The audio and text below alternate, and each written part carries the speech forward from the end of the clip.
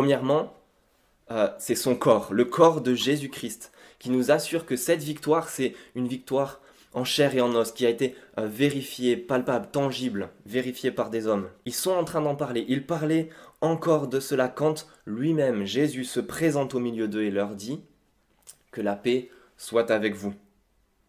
Il leur souhaite la paix, mais eux, au verset 37, sont saisis de frayeur et d'épouvante. Pourquoi? Certains l'avaient déjà vu réapparaître. Pourquoi ici ils ont peur?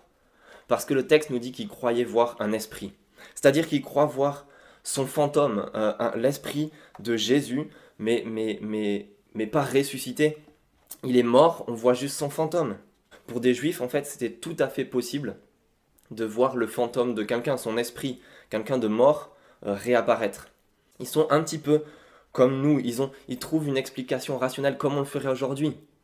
C'est son esprit, son fantôme. Nous, on dirait que c'est une hallucination collective.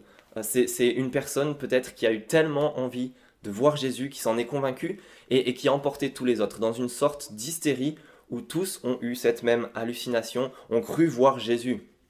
Mais ce n'était pas vraiment réel. Mais Jésus, lui, veut ôter tout doute. Il ne veut pas laisser l'ombre d'un doute. Et c'est pourquoi au verset 38, il leur dit « Pourquoi êtes-vous troublés ? Pourquoi de pareilles pensées surgissent-elles dans votre cœur ?» Le doute, il va l'ôter avec plusieurs éléments concrets. Et le premier d'entre eux, ce sont ses mains et ses pieds qu'il montre à ses disciples. Au verset 39, il leur dit « Regardez mes mains et mes pieds, c'est bien moi. Touchez-moi et regardez. » Un esprit n'a ni chair ni os, comme vous le voyez bien que j'en ai. En disant cela, il leur montre ses mains et ses pieds. Jésus n'est pas apparu à ses disciples via une conférence Zoom ou Skype, ou même comme je suis en train de le faire par cette vidéo. Il est là présent devant eux physiquement. Il leur donne ses mains et ses pieds à toucher, à regarder. Les mains et les pieds en fait qui portent la trace, la cicatrice des clous qui l'ont transpercé lors de sa crucifixion, pour dire c'est bien moi.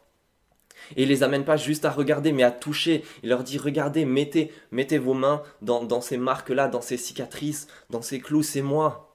Il accumule les sens qu'il met à contribution de ses disciples, la vue, le toucher, pour dire que c'est lui en chair et en os revenu de la mort.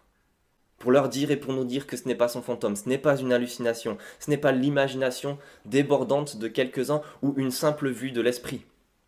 Et ils l'ont vérifié, ils l'ont touché. Si on avait été à leur place, on aurait certainement fait pareil. On aurait regardé, on aurait touché, vérifié, on aurait peut-être même pris un selfie, une vidéo avec Jésus pour se souvenir de ça, même après coup, pour immortaliser le moment.